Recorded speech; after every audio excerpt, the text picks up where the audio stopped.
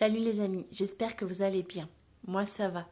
Dans cette vidéo, je voulais vous dire de ne pas prendre les choses personnellement quand par exemple vous êtes victime d'un licenciement ou quand si vous participez par exemple à un concours et que vous n'êtes pas choisi alors que votre prestation était incroyable.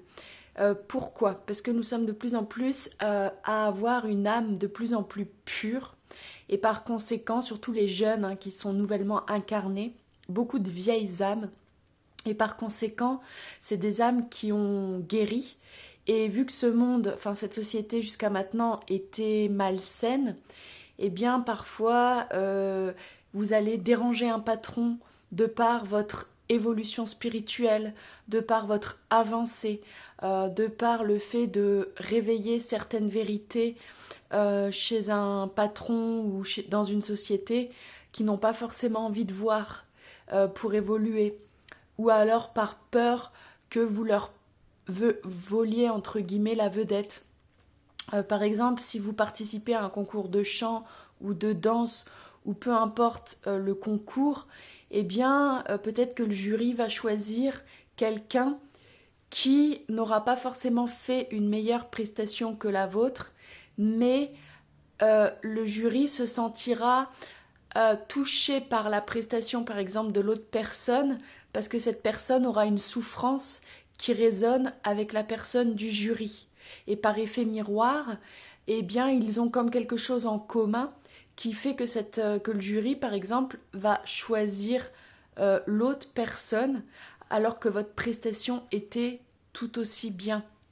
Voilà, il y a de plus en plus de personnes qui incarnent des énergies très pures, des énergies d'amour inconditionnel, et ces énergies ne sont pas forcément connues et reconnues par la majorité des personnes qui peuplent cette planète, et par conséquent, eh bien parfois on peut déranger ou on peut avoir des difficultés à trouver notre place parce que souvent on est là pour innover, pour apporter quelque chose de nouveau, de plus évolué à l'humanité, et par conséquent, eh bien, on doit passer énormément d'initiations, d'épreuves en tout genre pour enfin trouver la place qui est la nôtre et pour pouvoir vraiment apporter notre touche de musique qui est unique. Voilà. Donc nous sommes tous des co-créateurs, mais certaines personnes qui sont encore dans leur ego ont des peurs. Et parfois, quand on est plus pur au niveau de l'âme, au niveau des énergies, qu'on a un taux d'amour plus élevé en nous, ça peut réveiller les peurs de certaines personnes, parfois de certains patrons ou de certains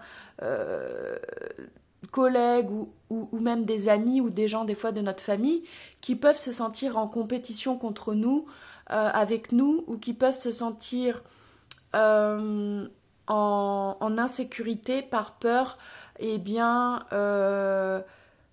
qu'on leur vole quelque chose ou qu'on leur prenne quelque chose. Et par conséquent, vous ne devez pas vous sentir dévalorisé ou vous sous-estimer à cause des réactions de certaines de ces personnes, et comprendre que à partir du moment où une personne réagit, eh bien c'est que vous touchez en elle quelque chose qu'elle n'avait pas forcément envie de voir. Donc plus la réaction de quelqu'un va être forte, plus c'est que votre énergie impacte cette personne, et par conséquent ça lui réveille des choses qu'elle n'avait pas forcément envie de voir.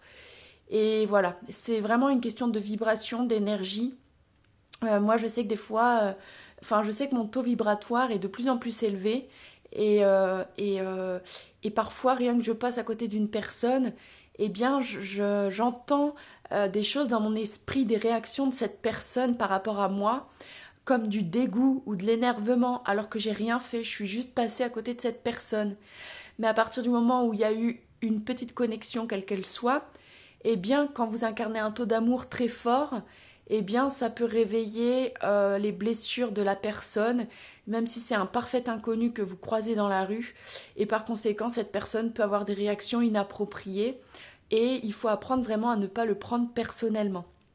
Voilà, moi il n'y a pas longtemps, je suis passée à côté d'une dame qui faisait la rue, d'une SDF, et cette SDF m'a craché dessus, alors que je ne lui ai absolument rien fait.